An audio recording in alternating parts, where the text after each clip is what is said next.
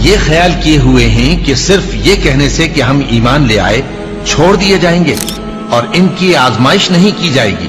اور جو لوگ ان سے پہلے ہو چکے ہیں ہم نے ان کو بھی آزمایا تھا اور ان کو بھی آزمائیں گے، سو اللہ ان کو ضرور معلوم کرے گا جو اپنے ایمان میں سچے ہیں اور ان کو بھی جو جھوٹے ہیں۔ کیا وہ لوگ جو برے کام کرتے ہیں یہ سمجھے ہوئے ہیں کہ یہ ہمارے قابو سے نکل جائیں گے؟ جو فیصلہ یہ کرتے ہیں برا ہے۔ جو شخص اللہ کی ملاقات کی امید رکھتا ہو تو اللہ کا مقرر کیا ہوا وقت ضرور آنے والا ہے، اور وہ سننے والا ہے، جاننے والا ہے۔ اور ہم کسی قدر خوف اور بھوک اور مال اور جانوں اور میووں کے نقصان سے تمہاری آزمائش کریں گے، اور صبر کرنے والوں کو بشارت سنا دو کہ ان لوگوں پر جب کوئی مصیبت واقع ہوتی ہے تو کہتے ہیں کہ ہم اللہ ہی کا مال ہیں اور اسی کی طرف لوٹ کر جانے والے ہیں۔ یہی لوگ ہیں جن پر ان کے پروردگار کی عنایتیں ہیں اور خصوصی رحمت بھی ہے، اور یہی سیدھے رستے پر ہیں۔ اور اے پیغمبر، ہم نے تم سے پہلے کسی آدمی کو بقائے دوام نہیں بخشا، بھلا اگر تم مر جاؤ تو کیا یہ لوگ ہمیشہ رہیں گے؟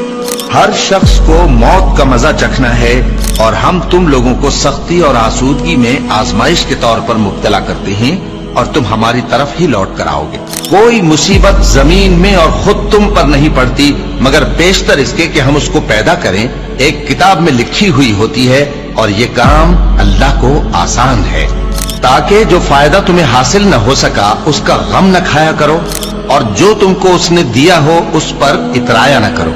اور اللہ کسی اترانے اور شیخی بگاڑنے والے کو دوست نہیں رکھتا۔ اور ہم نے تمہیں ایک دوسرے کے لیے آزمائش بنایا، کیا تم لوگ صبر کرو گے؟ اور تمہارا پروردگار تو دیکھنے والا ہے۔ اے اہل ایمان، تمہارے مال و جان میں تمہاری آزمائش ضرور کی جائے گی، اور تم اہل کتاب سے اور ان لوگوں سے جو مشرک ہیں بہت سی ایذا کی باتیں سنو گے، تو اگر صبر اور پرہیزگاری کرتے رہو گے تو یہ بڑی ہمت کے کام ہے۔ کیا یہ دیکھتے نہیں کہ یہ ہر سال 1 یا 2 بار بلا میں پھنسا دیے جاتے ہیں، پھر بھی توبہ نہیں کرتے اور نہ نصیحت حاصل کرتے ہیں؟ اور جو مصیبت تم پر واقع ہوتی ہے سو تمہارے اپنے کرتوتوں سے، اور وہ بہت سے گناہ تو معاف کر دیتا ہے۔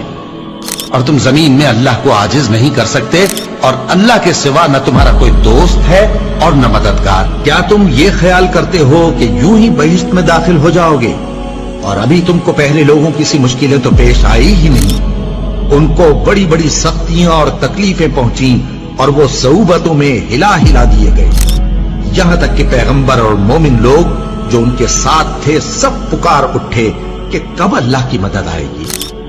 دیکھو، اللہ کی مدد ان قریب آیا چاہتی ہے۔ اللہ کسی شخص کو اس کی طاقت سے زیادہ کا ذمہ دار نہیں بناتا۔